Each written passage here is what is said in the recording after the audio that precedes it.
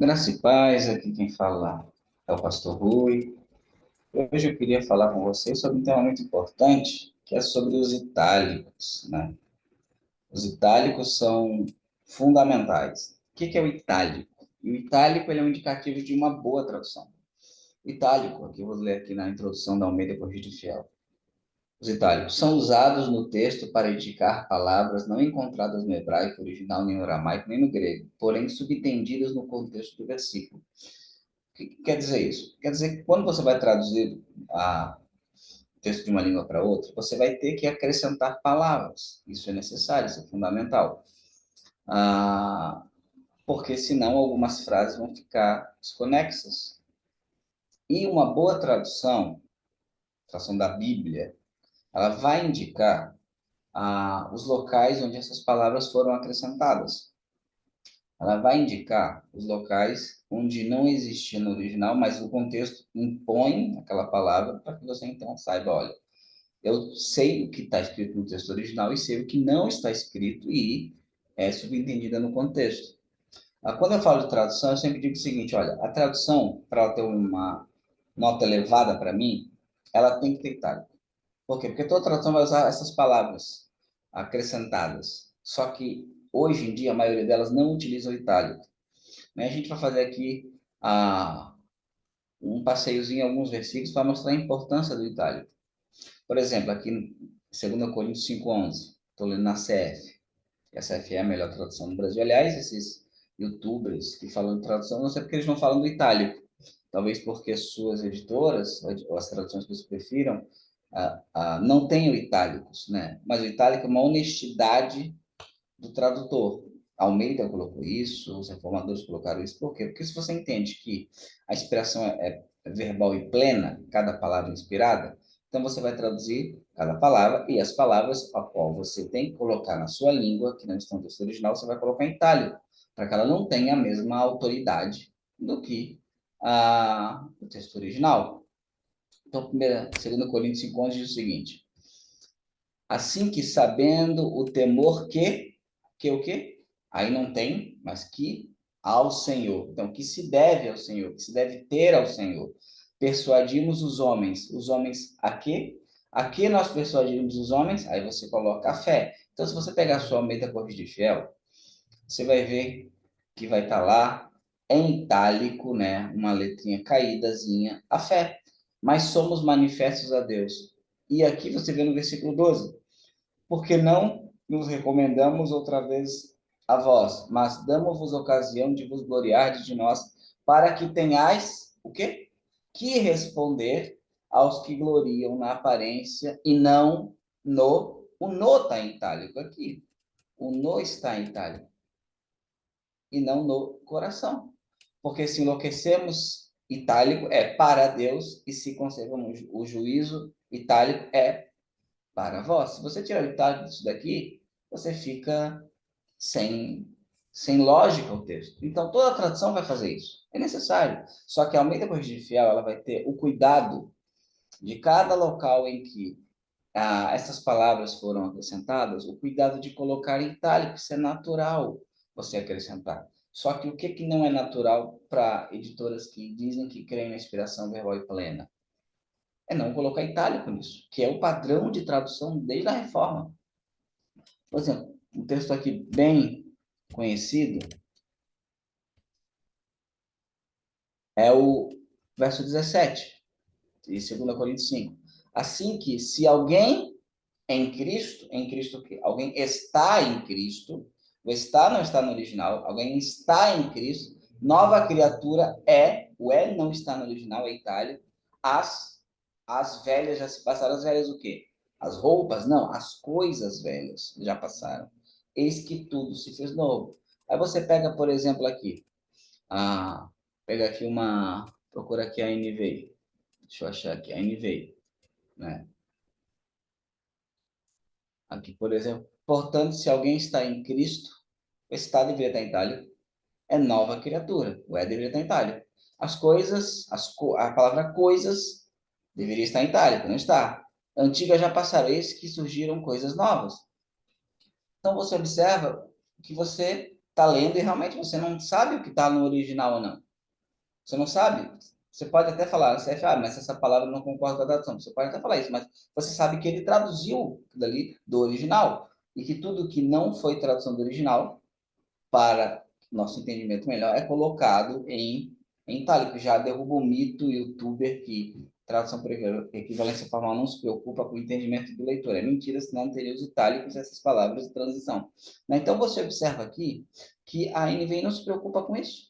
Ela coloca as palavras, se preocupa com isso. Temos aqui, vou botar alguns outros casos aqui, por exemplo, ali em 1 Timóteo 5. E aqui o itálico ele ajuda muito na interpretação. Não repreendas o ancião. Alguns vão colocar só, não vão ter itálico aqui. Então não pode mais repreender o ancião, seja o texto de presbítero, que é a minha opinião, ou idoso, como está na revista e atualizada. Atualizada coloca assim, atualizada. Não repreendas o homem idoso. Então o homem idoso nunca pode ser repreendido. Quando o autor escreveu isso, ele quis dizer para não repreender de maneira áspera, porque o verso 2 fala mulheres idosas como mamães. Você não repreende a sua mãe de maneira áspera, grosseira. Né? Então, não repreendas, aí itálico, asperamente. Se vocês tirar o asperamente, tirar o itálico, o texto não tem sentido a nós. Eu nem sei como é que está aqui na NA, eu vou ver na NA. Como é que está esse texto na NA, para a gente ver como é que eles seguem. Vamos ver aqui a NVI aqui. Já está aqui. A NVI aqui, ela segue a ACF, que é a ideia de não repreender asperamente, só que ela não informa que a expressão asperamente não está no texto grego, ela não me informa. Eu não sei qual é a dificuldade, é só ver as palavras que eles colocaram e deixar em itálico. Mas é que, suponho eu que talvez os tradutores, ou boa parte dos tradutores, das editoras, não creem em inspiração verbal e plena, então o que, que eles fazem? Eles creem que a tradução, o texto, ele é, ele é um texto que a inspiração é somente o conceito. Aí não tem como, né? Aí não tem como, não tem como você aceitar isso. Então, ali era para estar em itálico. Deixa eu achar aqui na minha NA, que é 1 Timóteo 5:1. Então, observem, irmãos, a necessidade do itálico. Para mim, Bíblia tem que ter itálico, não é uma questão de opcional e de gosto. A editora tem que informar, né? Olha, aqui na minha, eu estou com uma ACF, né? Cadê a minha NA? Aí, claro que vai estar correta. A minha NA está aqui, né? Aqui, vamos procurar. Claro que é uma obrigação da editora informar você, leitor, que aquela palavra, ela é subentendida no texto, porém não está no texto original, conforme diz aqui a introdução da nossa querida CF, são usados no texto para indicar palavras não encontradas no hebraico original, nem no aramaico, nem no grego, porém subentendidas no contexto do versículo. Aqui em 1 Timóteo, agora sim na NA, capítulo 5, versículo 1. Vou ler aqui. Não repreendas o homem mais velho. Então não é para repreender o homem mais velho. Ele pode fazer o que quiser. Claro que não. Né? Aqui a NA e a atualizada pecam. Que a NA peca por não colocar itálico a palavra asperamente, né? Para indicar que você não tem que repreender dessa maneira. E a NVI peca por não colocar que está em itálico. Tem outro texto que eu acho importante, né? Que é Hebreus 10:38, se não me engano. Aqui.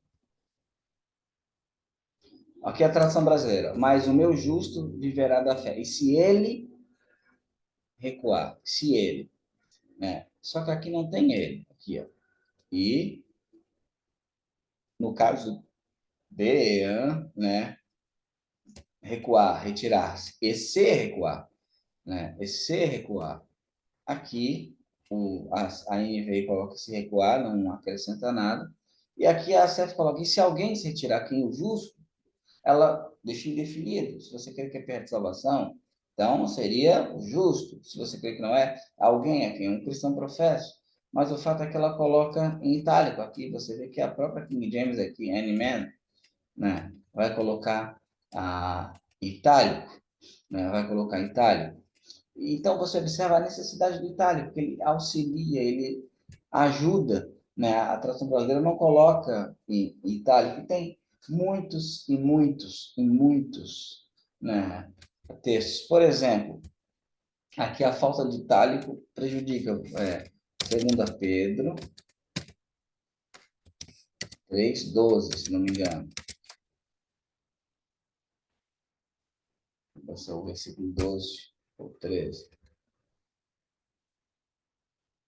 Aqui, ó, que é importante, né?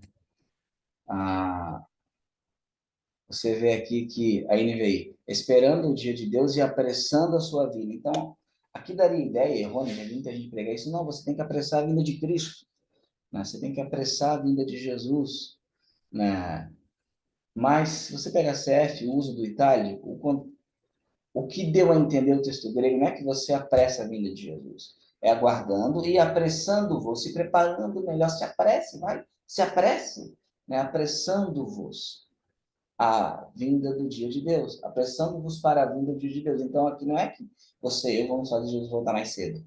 É que nós vamos nos preparar para, aguardando de que maneira nos apressando, vivendo uma vida santa, piedosa, como está no contexto. Então, os itálicos eles servem para colocar palavras que são subentendidas no contexto, no texto original, a nossa língua. E elas têm que estar destacadas em itálico. Era uma regra que os reformadores utilizavam. Você vê em Efésios, capítulo 2,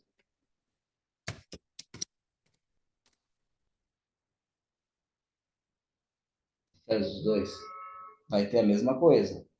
Itálico, né? E, estando vós mortos em ofensas e pecados. E o quê? E vos vivificou. Aqui, ó, NVI. Vocês estavam mortos, mas você vê que o quê? A tradução literal é e vos o quê? Vivificou e deu vida a vocês. A tradução brasileira, ele vos deu vida, mas a expressão vida aqui deveria estar em itálico, e vos vivificou. Essa deveria ser a maneira correta. Vamos ver como é que está, por exemplo, aqui na James atualizada. Ele vos concedeu a vida, era para estar em itálico, né? Revista atualizada, a grafia usada na Europa, né? Atualizada. Ele vos vivificou, é para me informar que isso deveria estar em itálico. Por quê? Porque não está escrito vos ficou no versículo 1, mas é subentendido que ele fez isso porque eu estava morto.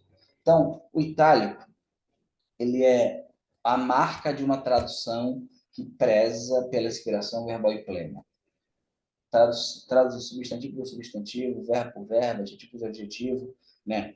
A ideia é que isso vai dificultar a leitura, não. Isso vai mostrar que você respeita o autor original e você faz o trabalho de tradutor e deixa a interpretação, né, para o leitor e para os pastores e doutores da igreja.